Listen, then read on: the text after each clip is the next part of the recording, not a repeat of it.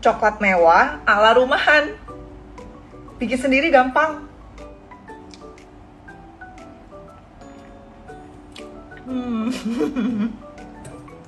Masuk mulut lumer.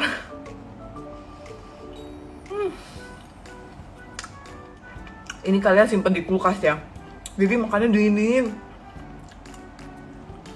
Enak banget. Cobain bikin. Beli mahal dan susah, bikin aja KW-nya coklat Royce. Nah, kita masukkan whipping cream, terus tambahkan butter, masak sampai butternya lumer dan whipping creamnya mendidih. Angkat dari api, terus kita masukkan dark coklat. Ini coklat yang buat masak, buat bikin kue. Boleh pakai yang batangan atau pakai yang chips kayak gini. Aduk sampai lumer semua. Kalau udah tuang di cetakan, jangan lupa dialasin kertas dulu. Kita ratakan, masukkan dalam freezer minimal 4 jam. Kalau udah, coklatnya juga udah mulai mengeras, mulai kita potong. Rapikan dulu ujung-ujungnya, potong kotak-kotak kecil, terus taburi dengan coklat bubuk. Coklat Royce KW siap dinikmati, enjoy!